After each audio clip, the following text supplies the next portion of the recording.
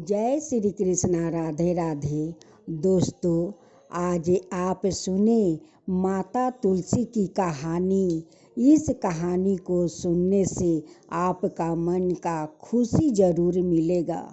जो लोग माँ तुलसी का गाथा सुनते हैं उन पर तो माँ तुलसी भी प्रसन्न होती है, उनकी सारे मनोकामना का पूरा करती है। तो बोलो माँ तुलसी की जय, माँ तुलसी की जय। अब गाथा सुनते हैं। एक कुंती नाम का औरत रहती है। उनकी 2 बेटा था। दोनों बेटा को कुंती अपना शादी करवा देती है। अपना दोनों बहू को लेकर एक साथ रखती है। कुंती का दोनों बहू का 2 संतान हो गया। कुंती का तो घर में बहुत बड़ा परिवार हो गया। कुंती बहुत खुश थी। कुंती अपना परिवार के एक साथ लेकर रहने लगी। कुछ दिन का बाद कुंती का मृत्यु हो गया। फिर जब कुछ महीना बीत गया तो उनकी पति का भी मृत्यु हो गया। दोनों पति पत्नी के मरने के बाद अब तो उनकी दोनों बेटा बहू में लड़ाई झगड़ा होने लगा।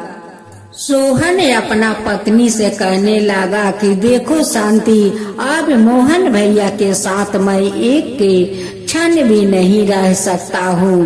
रोज रोज का झगड़ा अच्छा नहीं लगता है। चलो हम लोग बाहर चलते हैं, किराया लेकर वहीं पर रहेंगे, लेकिन एक साथ हम नहीं रह सकते हैं। सोहन अपना पत्नी को लेकर किराया घर में चले जाता है। जब वहाँ पर शांति जाती है तो कहती है कि यहाँ पर अकेले अकेले अच्छा नहीं लगता है। आपको जो फुआ है अपना फुआ को बुला लीजिए, बहुत दिन से तो फुआ नहीं आई है। सोहन कहने लगे कि देखो शांति, तुम तो फुआ को देखी नहीं है, फुआ को जानती नहीं है, उनकी स्वभाव को तो तुम नहीं जानती हो। अगर फुआ आ गई तो तुम्हें यहाँ एक क्षण रहना मुश्किल हो जाएगा। एक दिन सोहन का फुआ फोन करती है कि देख सोहन, मैं आ रही हूँ, तू देख स्टेशन पर लेने के लिए आ जाना। कहीं अपना बीबी के साथ चिपक मत जाना।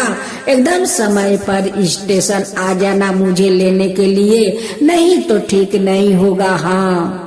सोहन अपना पत्नी से कहने लगा कि देखो शांति, तुम फुआ को नाम लिया, अब फुआ को फोन आ गया, अब संभल कर रहना, नहीं तो फुआ, मेरी फुआ को तो तुम जानती नहीं हो कि मेरी फुआ का स्वभाव कैसी है। तुम्हारा तो सहना मुश्किल हो जाएगा शांति। शांति अपना फुआ को आने के नाम सुनकर बहुत खुश हो जाती है और कहती है कि कम से कम फुआ आ जाएगी तो इस घर में तो मैं अकेला किराया घर में रहती हूँ। फुआ के साथ गप्पा मारकर कम से कम मेरा टाइम तो पास हो जाएगा। जब सवेरा हुआ तो सोहन उठकर अपना फुआ को लाने के लिए स्टेशन चला गया। इधर शांति उठकर सारा घर के काम कर लेती है, माँ तुलसी का पूजा कर लेती है, घर में 12 बीजन खाना बनाती है और सारे खाना अपना फुआ के पसंद के खाना बनाती है।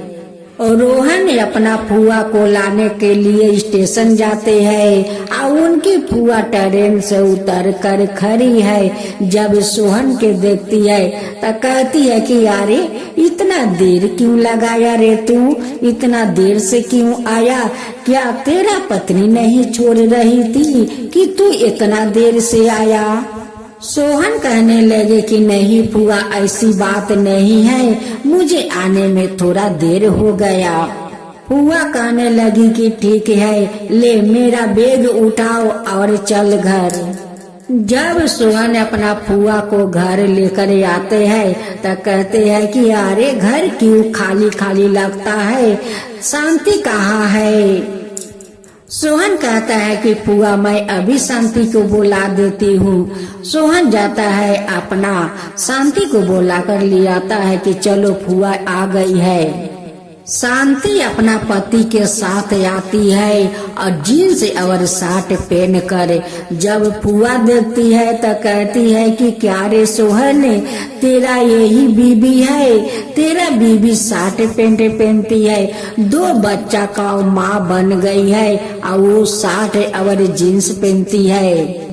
शांति दूर से प्रणाम करती है तो फुआ कहती है कि तेरा माता पिता यही संस्कार दिया है, किसी को पैर नहीं छूना, दूर से प्रणाम करना, यही दिया है तेरा माता पिता संस्कार। शांति फुआ का बात सुनकर पैर छूकर प्रणाम करती है और कहती है कि कांति कहाँ है? सोहन कहता है कि फुआ जी, भाभी तो हम लोग के साथ नहीं रहती है, वो अलदा रहती है। फुआ कहती है कि मेरे भैया भाभी को मरते ही तुम लोग अलदा हो गया, ये कैसा कलयुग आ गया है, कैसा कलयुग आ गया है कि भैया भाभी को मरते ही ये दोनों अलदा हो गया है। हाँ, शांति घर के अंदर जाती है, आय अपना कपड़ा पलटा लेती है, वो चूड़ीदार पहन कर आती है या कहती है कि फुआ जी मैं अभी चाय बना कर लाती हूँ। फुआ कहती है कि अभी चाय मत बना, जा पहले कांति को बुला कर ले आओ। जब कांति आकर अपना हाथ से चाय बना कर देगी तबे मैं खाऊंगी, मैं कह देती हूँ। हाँ, शांति अपना जेठानी का घर जाती है या कहती है कि दीदी फुआ जी आई है, आपको बुलाती है, आप जाएंगी तबे फुआ जी चाय खाएगी, नहीं तो वो चाय नहीं खाएगी। फिर से शांति अपना जेठानी से पूछती है कि दीदी फुआ जी का ऐसा ही स्वभाव है क्या? कहती है कांति कि हाँ शांति, ऐसे ही फुआ जी का स्वभाव है। शांति जाती है किचन घर में चाय बनाने के लिए, पीछे पीछे उनकी पति जाते हैं। अब तो शांति कहने लगी कि देखिए आप जाइए, नहीं तो फुआ जी कहने लगेगी कि देखो देखो कैसा जमाना आ गया है, पति को सामने रख कर चाय बनाती है। सोहन अपना फुआ के पास जाते हैं, तब तक कांति आ जाती है शांति के पास। कहती है कि दीदी देखिए फुआ जी आई है, उनके लिए चाय बनाती हूँ, आप भी आइए, उनकी पसंद के आप चाय बना दीजिए। आप कांति और शांति दोनों जेठानी देवरानी फुआ के पास आती है चाय लेकर। कांति अपना फुआ को पैर छू कर प्रणाम करती है, कहती है कि देख देख मेरी बड़ी बहू कितनी अच्छी है, इनकी माता पिता कितना अच्छा संस्कार दिया है कि पैर छू कर प्रणाम करती है। एक तू है निकम्मी कि तेरे झुकने में कमर टूट जाता है, दूर से प्रणाम करती है। कैसा जमाना आ गया है, कैसा युग आ गया है, ये तो घोर कलयुग है। हाँ, फुआ जी कहने लगी कि बहू देखो, जब तक तुम चाय बनाओगी तब तक मैं पड़ोस से घूम कर आती हूँ। फुआ जाकर एक प्लास्टिक का कुर्सी पर बैठ जाती है, जैसे बैठती है वैसे कुर्सी टूट जाता है, फुआ नीचे गिर जाती है। अब तो फुआ चिल्लाने लगी कि कांति कांति। अब तो कांति जाती है या फुआ को उठाने का कोशिश करती है। फुआ कहती है कि अरे कांति तू नहीं उठा पाएगी, अकेले तू नहीं उठा पाएगी। उनकी चिल्लानी सुनकर सारे पड़ोसी लोग आ जाती है और मिल कर कांति को साथ देती है फुआ को उठाने में। कांति कहती है कि फुआ आप कैसे गिर गई, कैसे वो कुर्सी टूट गया?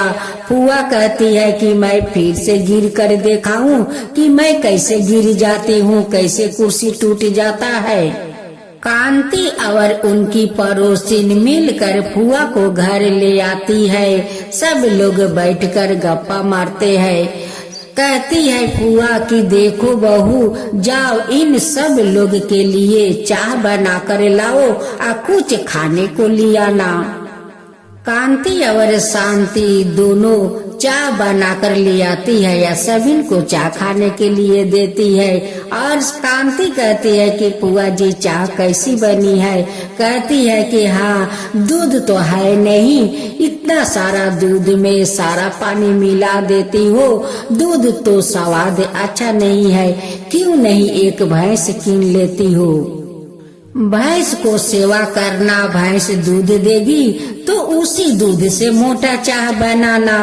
शांति कहती है कि नहीं नहीं फुआ जी, हम लोग दूध कीन कर मोटा चाय बनाकर आपको खिलाऊंगी, लेकिन भैंस नहीं रखूंगी। शांति कहती है कि फुआ जी भैंस को देखभाल हमसे तो होगा नहीं। फुआ कहती है कि यारे तू तो कमजोर है, तू तो काम करने के डर से डरती है, हाँ ना तो क्या। सभी पड़ोसिन चाय खाकर अपना अपना घर चली जाती है। फुआ कहती है कि तुम लोग खाना बनाओ, तब तक मैं पड़ोस में से आती हूँ। कांति कहती है कि देखो शांति, फुआ जी तो पड़ोसिन का घर गई है, ना जाने वहाँ पर कैसा व्यवहार करेगी। शांति कहती है कि ये तो माँ तुलसी बचा सकती है पड़ोसिन लोग का। फुआ पड़ोसिन का घर जाती है तो देखती है कि सुमन मुंह फुलाकर खटिया पर बैठी है। फुआ कहती है कि क्या हुआ सुमन, क्यों तुम मुंह फुलाकर बैठी हो? सुमन कहती है कि फुआ देखिए, मेरा एक डगी है, जब डगी का छोड़ता हूँ तो रामा जी का घर में चला जाता है। अब तो रामा बहन मुझसे बहुत झगड़ा करती है। फुआ कहती है कि क्यों डगी को लेकर झगड़ा करती है? सुमन कहती है कि जानती नहीं हो फुआ जी, उनकी पति जो वकील है उसलिए उनकी ज्यादा घमंड है। फुआ कहती है कि तेरा पति तो जज है, तेरा क्या कम घमंड है? तू भी तो घमंडी है। सुमन वहाँ से उठकर चली जाती है। रामा आती है, आकर देखती है फुआ बैठी है, वहाँ पर आकर रामा बैठ जाती है। फुआ कहती है कि क्या रे रामा, क्यों पड़ोसिन से झगड़ा करती है? एक डगी को लेकर क्यों झगड़ा करती है? अरे मिलजुल कर रह, देख आफत विपत पड़ेगा तो पहले पड़ोसिन दौड़ कर आएगी, तेरा रिश्तेदार नहीं आएगा, वो तो बाद में आएगा, आगे आएगी तो पड़ोसिन लोग आएगी। फुआ जी मैं भी पोसू से प्यार करती हूँ, लेकिन डगी जाकर मेरा सारा सामान तहस नहस कर देता है, वो मैं कैसे सहन करूँ? और वो जान सुनकर जाकर मेरे घर में ढुका देती है। फुआ कहती है कि ठीक है, मैं सुमन को बुला कर ले आती हूँ, आमने सामने बात करती हूँ कि क्यों ऐसा करती है। जब फुआ जाती है सुमन के घर तो जाकर देखती है कि सुमन तो अंगना में बेहोश पड़ी है।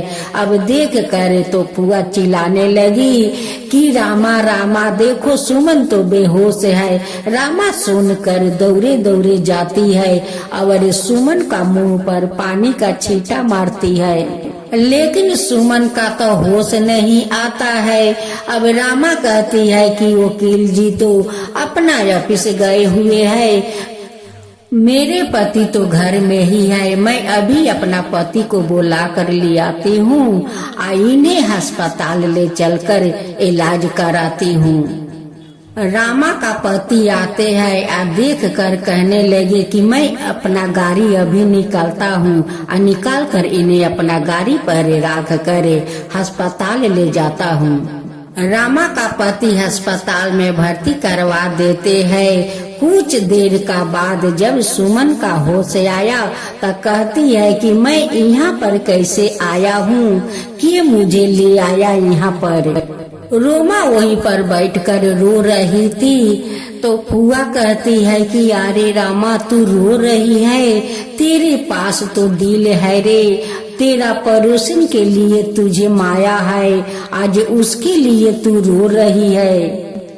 रोमा कहती है कि सुमन तुम ठीक होकर अपना घर चलो, मैं तुम्हारा साथ कभी झगड़ा नहीं करूंगी, कभी नहीं करूंगी सुमन तुम्हारे साथ। सुमन कहती है कि रामा बहन अब कभी अपना डगी को तुम्हारा घर में नहीं छोड़ूंगी, अब अपना डगी को बांध कर रखूंगी। सुमन ठीक होकर अपना घर आ जाती है। अब तो सारे पड़ोसिन मिलजुल कर रहने लगी, फुआ के संगे गप्पा मारने लगी।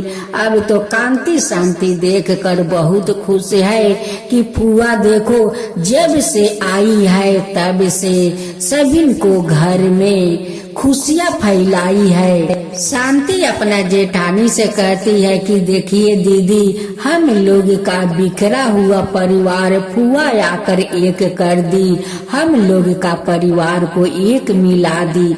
देखिए कितना हम लोग के घर हम लोग का भारा भारा लगता है दीदी। देखिए जिधर माने फुआ जी जाती है उधर खुशियाँ फैलाती रहती है। देखिए सारा पड़ोसिन को एक कर दी, सभी को झगड़ा समाप्त करवा दी। शांति कहती है कि फुआ जी आप तो कमाल कर दिया, जहाँ जाती है वहाँ पर कमाल कर देती है।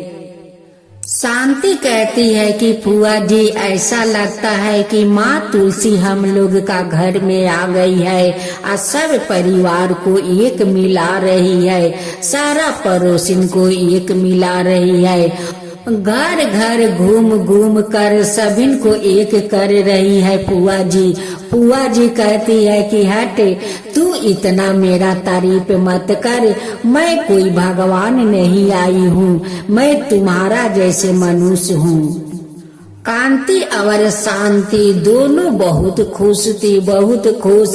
शांति कहती है कि फुआ जी आज बताइए, आज मैं आपका पसंद के सारा खाना बनाऊंगी। फुआ जी कहती है कि आज मैं घर का खाना नहीं खाऊंगी।